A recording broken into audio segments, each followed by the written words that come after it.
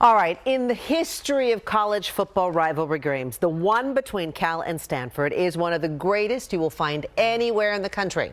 Why else would they call it the big game? Exactly. And it's a tradition that means a lot to many alumni, but for one Cal grad, it means a lot more because she's been going to the games a lot longer than most. A lot longer. Yeah, a lot longer. Garvin Thomas joins us now with her amazing streak in tonight's Bay Area Proud. Janelle, Jess, for those keeping track, this year was the 124th time that Cal and Stanford played the big game. It was the very first one I ever went to, which means I am way, way behind Carol Leslie's streak. And then these are from the 1950s. When it comes to the big game, it's hard to imagine there is anyone out there with a longer history than Carol Leslie. I remember every one of these. She was 10 years old in 1946 when her father, a Stanford grad, returned to the Bay Area after serving in World War II. He was given some tickets to go to the Stanford game.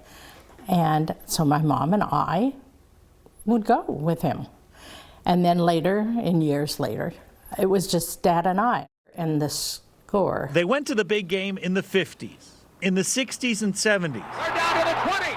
They were there when the band was on the field in '82. And then it shows. Through it all, Carol says she didn't even realize she had an attendance streak going until about her 50th straight big game in the 90s. I wasn't really going for it. It just happened. It just one year morphed into the next. Let's talk about... Well, with this year's big game, those years now add up to 75 consecutive games. Each year there's a tailgate, one that now includes Carol's grandchildren. Oh, and this is funny.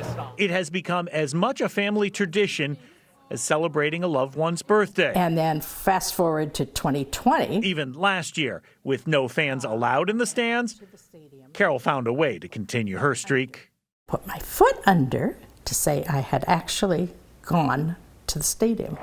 Carol says she loves everything about the experience, particularly when Cal, her alma mater, is doing well. But perhaps the most important part of the tradition is remembering how and with whom it started. Absolutely, absolutely. He was a great guy, and we had a lot of fun. And he instilled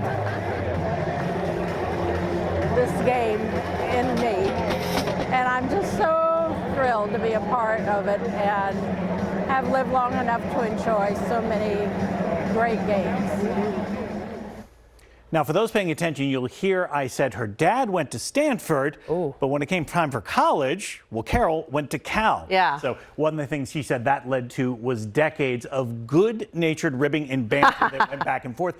She showed me this stack of envelopes. They would send each other mail. They would write poems about why their team was going to win. She did collages. It was an unbelievably bonding thing for Carol and her dad that obviously lasted for decades. And we could all learn a lesson from that, right? Like, we don't always have to agree on something or go root for the same team, but we find the commonality and the fun in it instead of, like, that antagonistic. It's almost like the games are the nostalgia through which she sees her life, Garvin. Exactly. And it's the best of what a rivalry is. You're right. It's not the negative stuff. It's the good-natured, my team's going to win, and just gives it that extra level of energy. That's a beautiful story. Thank you. What an incredible tradition. And Cal's biggest fan, I would say. Okay, thanks, Garvin.